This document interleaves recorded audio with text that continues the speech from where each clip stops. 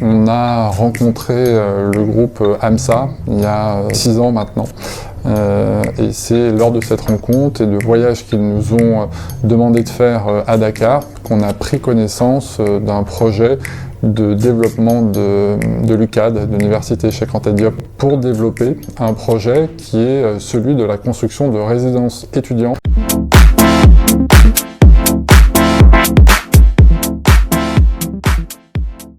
Redman, c'est une société que j'ai cofondée avec Nicolas Ponson il y a presque 15 ans maintenant, qui est une société de promotion immobilière à mission. Nous sommes devenus société à mission avec un but très clair et un ADN très clair, c'est celui de développer des villes bas carbone et inclusives. Donc c'est vraiment notre mission aujourd'hui.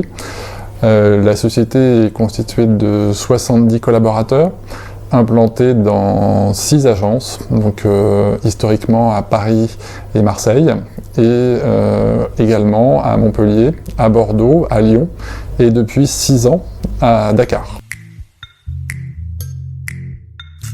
On a rencontré le groupe AMSA il y a 6 ans maintenant. Et c'est lors de cette rencontre et de voyages qu'ils nous ont demandé de faire à Dakar qu'on a pris connaissance d'un projet de développement de l'UCAD, de l'Université Cheikh Anta Diop à Dakar, et qu'on a commencé à travailler sur ce projet avec notre ADN, mais je pense qu'on y reviendra. Et donc cette opportunité, et puis de manière générale, le fait que la ville de demain sera une ville grandement africaine. On travaille sur la ville depuis des années et ça se passe aussi et même beaucoup là-bas. En 2100, les 3 plus grandes villes au monde seront africaines et donc voir aujourd'hui comment elles se développent, comment leur urbanisation se fait, leur urbanisation galopante, c'est forcément hyper intéressant et hyper dynamisant. Donc c'est aussi pour ça qu'on est là-bas. Le projet de l'UCAD, dont je parlais il y a quelques instants, donc effectivement il y a un PPP, donc un partenariat public-privé qui a été signé entre l'université, donc l'État, et AMSA, qui est un assureur.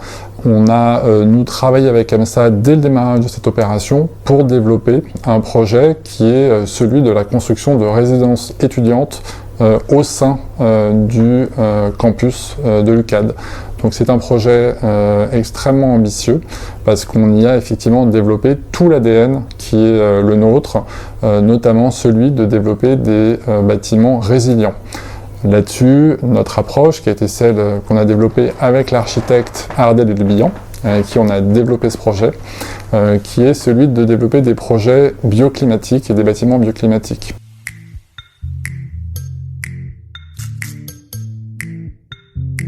On a des résidences d'étudiants qui doivent être construites par milliers, donc c'est un développement extrêmement important en termes de surface, et avec un climat qui est celui de Dakar, c'est-à-dire plus de 30 degrés sur l'ensemble de l'année. Ça a été des discussions extrêmement pointues, je dirais, et techniques avec les donneurs d'ordre, parce qu'effectivement cette approche était un peu iconoclaste. On leur a expliqué que on peut faire des bâtiments extrêmement plaisants tout en n'ayant pas de climatisation malgré la température.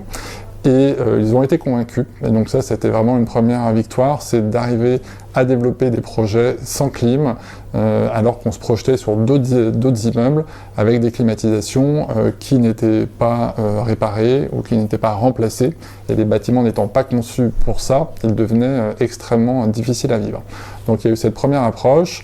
Et la deuxième approche, c'était par rapport aux matériaux. On voulait vraiment mettre en avant la terre, qui était vraiment le matériau biosourcé et géosourcé, je dirais, de base, celui qu'on a vraiment sous nos pieds.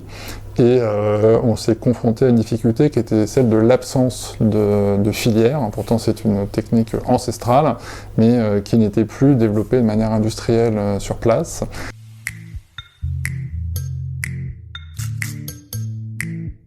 On a travaillé avec le maître d'ouvrage, AMSA, à la reconstitution d'une filière, donc qui s'est transformée avec la création d'une société qui s'appelle la Sofamac, et qui aujourd'hui a permis de recréer une usine de production de briques de terre cuite qui sont utilisées de manière massive sur le chantier, ce qui permet d'utiliser des matériaux locaux.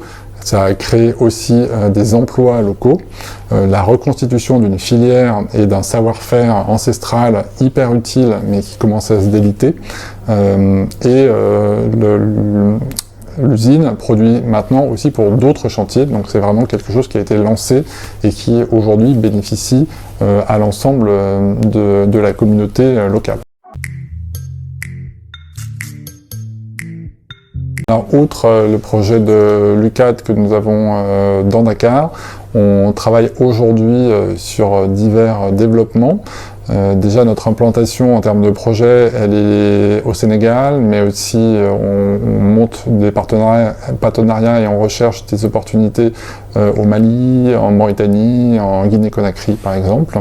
Et sur les projets, on travaille notamment avec une ambassade actuellement qui souhaite se redévelopper selon un bâtiment extrêmement ambitieux en matière environnementale. Donc, je ne peux pas vous donner le nom ici, mais on travaille à ce développement et également au développement d'un institut culturel.